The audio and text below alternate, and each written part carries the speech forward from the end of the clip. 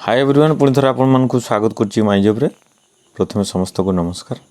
आज गजपति जिले में जीआरएस नियुक्ति एडवर्टाइजमेंट जो रही से विषय में डिस्कसन करवा। Advertisement for the post of GRS under मनरेगा गजपति जिला ये एडवर्टाइजमेंट रही। ये वेबसाइट गजपति जिलार ऑफिशियल वेबसाइट gajapati.odisha.gov.in यार लिंक मु डिस्क्रिप्शन बॉक्स रे देइछि। सेठी क्लिक कला परे आपनको ये भलिया पेज टी ओपन हो जिवो। सेठी तार एडवर्टाइजमेंट सेक्शन ने आपण नियुक्ति देखि पारिबे।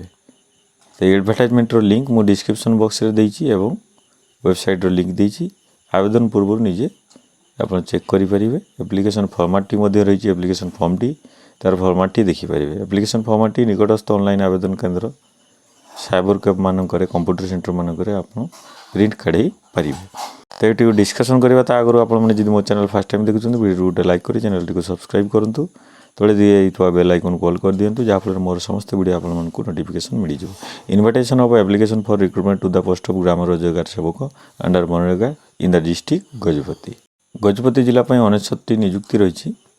प्रथम वर्ष दरमा 7,000 टଙ୍କା रही। गोटे वर्ष सक्सेसफुल काम कर सारापर 8,500 टଙ୍କା दरमा रही।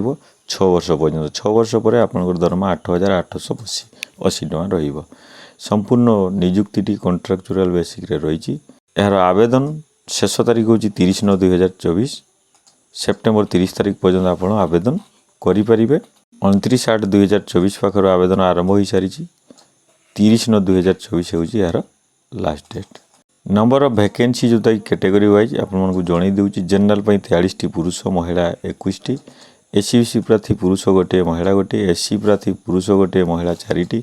एसटी प्रार्थी पुरुष 13 महिला 7टी। टोटाल 66टी पुरुष एवं 33टी महिला प्रार्थी आवेदन करें। ता सहित एक्स सर्विसमैन 3टी रही। एवं पीडब्ल्यूडी प्रार्थी HI 2टी OI 2टी।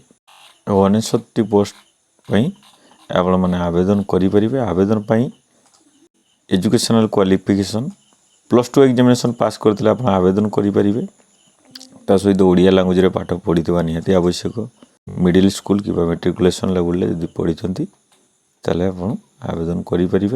Computer proficiency O level certificate दरकार। Odia language in computer are eligible apply to for the post of GRS. किंबा आपन जदि BCA PGDCA MCA BTech IT computer science BIT computer science ये समस्त higher qualification अच्छी ताले मधे आपण आवेदन करें। ता सहित ओएससीआईटी कोर्स ओडिशा नॉलेज कॉर्पोरेशन द्वारा कर ओ लेवल सर्टिफिकेट थी ताले मधे आपण आवेदन करें।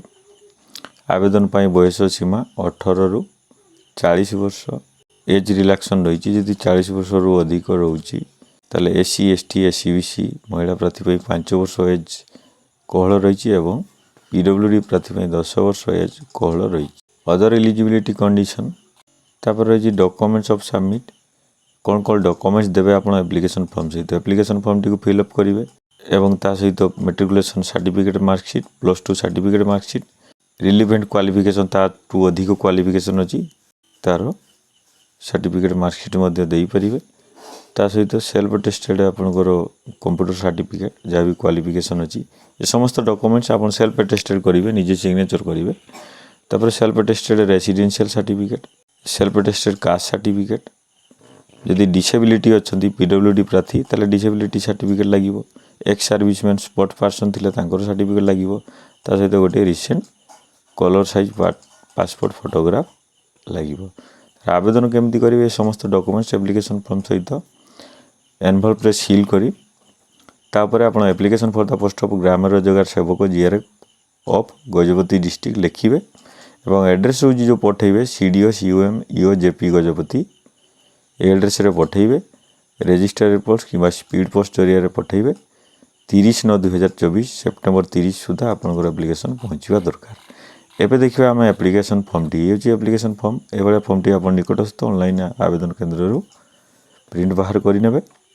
ये तो पर्सनल डिटेल्स एवं ये आपंकर फोटो टी अटैच करेंगे। रिसेंट पासपोर्ट फोटो रही फोटोग्राफ टी पर्सनल डिटेल्स आप कौन कौन लिखे।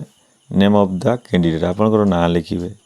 बापा कि हजबैंड बापा थे बापा लिखे कि हजबैंड थे हजबैंड को ना लिखे।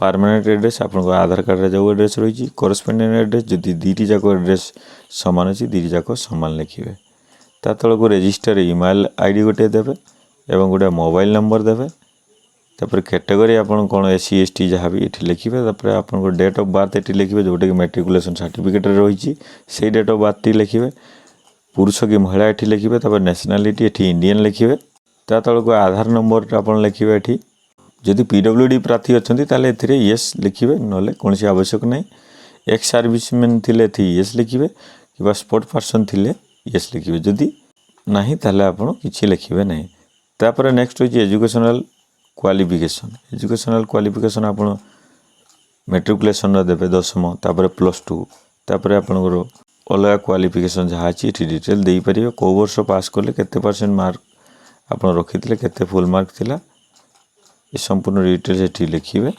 और ता तलक हूँ लैंग्वेज प्रोफिशिएंसी आप इंग्लिश और ओडिया दुईटी लैंग्वेज रहिबो इंग्लिश जदि पढ़ी पार्टी येस लिखिए लिखिपारे येस लिखिए कहीपारे येस लिखिए से भाया ओडिया रे तीनोटी जाक फिलअप करेंगे येस लिखिए ता तलक डिक्लेरेशन टी थी डिक्लेरेशन टी आप सिग्नेचर करेंगे प्लेस लिखिए डेट लिखिए तो एप्लिकेशन फॉर्म टी 2 पेज रु भी अधिका हो पारे तेणु एप्लिकेशन फॉर्म टी संपूर्ण देवे ता सहित डॉक्यूमेंट जहाँ भी आपको आगु जनई से डॉक्यूमेंट्स रे अटैच करी पोस्टल जरिए पठेबे आशा करछि आपण मानकु वीडियोटी भल लगी तो भल लगी निश्चित भाव में गोटे लाइक शेयर करेंगे चैनल सब्सक्राइब करनथिले चैनल सब्सक्राइब करिनेबे धन्यवाद।